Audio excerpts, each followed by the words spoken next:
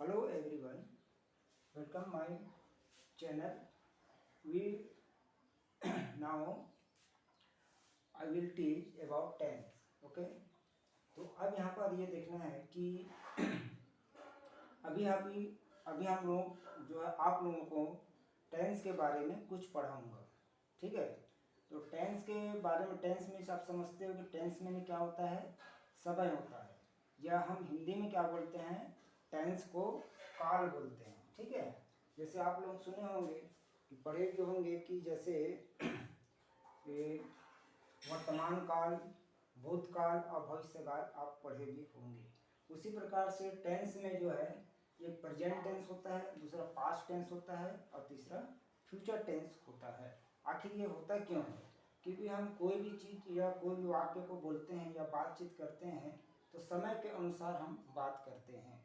जैसे बीता हुआ समय को हम किस टाइप से बात करते हैं कि वो गया था, है ना, वह जाता था वहाँ पर, वो खाना खा चुका था, मतलब वो जो समय जो है बीत गया है तो वो क्या होता है, ये पास्ट टेंस में होता है।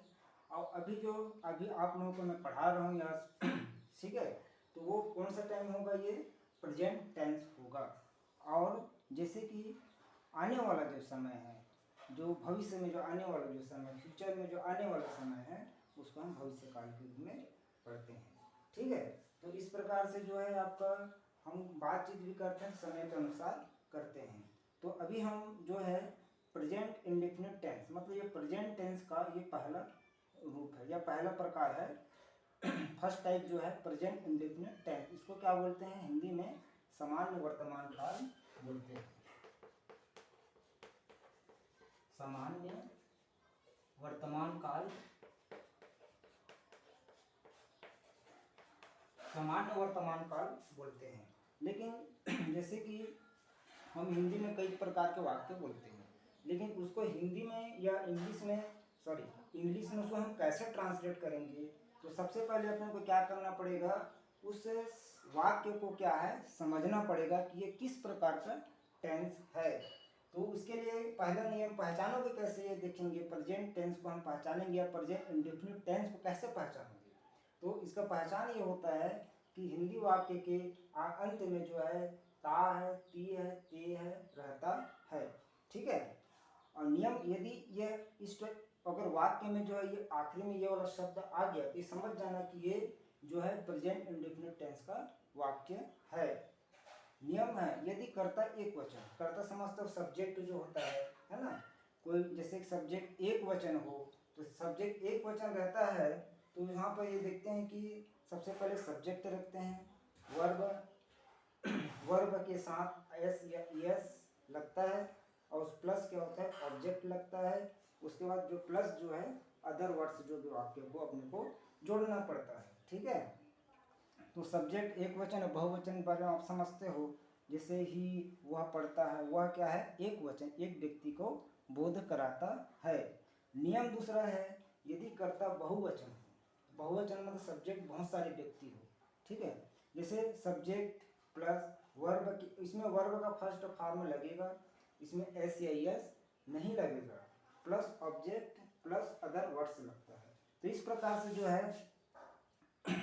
जो है हमेशा ध्यान रखना कि हिंदी वाक्य में हमेशा, जैसे एक एग्जाम्पल आपको बता रहा हूँ मैं, इसको देखेंगे। ठीक है, जैसे एक वाक्य में आपको बता रहा हूँ, जैसे आप यहाँ पर मैं पुस्तक पढ़ता हूँ, मैं पुस्तक पढ़ता हूँ, तो मैं पुस्तक पढ़ता हूँ, एक सॉरी इसके लिए कि एक और बताना भूल गया हूँ मैं, एक वचन समझते हैं, जैसे यहाँ पर ही, शी और ये इट, ये सब्जेक्ट, इसका मतलब इससे क्या समझना, ये एक वचन का सब्जेक्ट है। बहुवचन में क्या होता है, जैसे दे, है ना, वी और यू, और इसके साथ अपवाद ये भी लगता है कि अब आई के साथ देखेंगे कि आई जो एक वचन, फिर भी उसके साथ एस या एस नहीं लगता। अभी मैं बता रहा हूँ, जैसे मैं, अब जैसे कि एक बहुवचन, अब अपवाद के रूप में जैसे मैं है, मैं पुस्तक पढ़ता हूँ, तो मैं को क्या बोलेंगे हम, आई। अब आई क्या हो जाएगा, सब्जेक्ट हो जाएगा ये। उसके बाद वर्ब का फर्स्ट फॉर्म, वर्ब पहचानना आप लोग सीखे होंगे, जिसे पढ़ता हूँ, ठीक है। तो पढ़ना को अंग्रेजी में क्या बोलते हैं, रीड बोलते हैं, रीड हो जाएगा ये। उसके बाद क्या है, जैसे सब्जेक्ट के बाद वर्ब, सब्जेक्ट के बाद वर्ब प्लस वर्ब का first form plus object, object कौन सा है, ये पुस्तक है, क्या हो जाएगा, book. I read a book, ये आई रीड ए बुक। अब यहाँ पर ये देखना कि जो है आप यहाँ पर लिखा हुआ है एक वचन के साथ एस या एस लगते हैं, लेकिन आई के साथ एस या एस नहीं लगता, आई जो अपवाद है ये, ठीक है। अब जैसे कि हम अगर एक और सेंटेंस देखते हैं, दूसरा है, अब सब्जेक्ट को हम चेंज कर देते हैं, सब्जेक्ट चेंज, आई की जगह हम क्या करेंगे, ही, या सॉरी वह पुस्तक पढ़ता है, वह पुस्तक पढ़ता है, ठीक है। अब वह को अंग्रेजी में क्या बोलेंगे, ही बोलेंगे। अब यहाँ पर ये देखना है, वर्ब क्या है, पढ़ना को क्या बोलेंगे, रीड, रीड। अब इसके साथ क्या लगेगा, एस या यस लगेगा, तो रीड्स हो जाएगा ये, रीड्स बुक।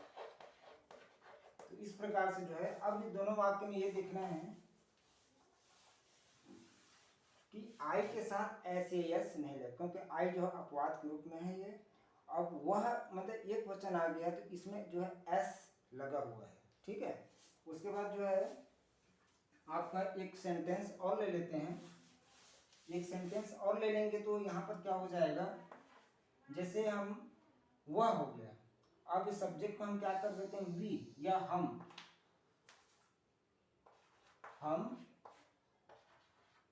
पुस्तक पढ़ते हैं, हम पुस्तक पढ़ते हैं।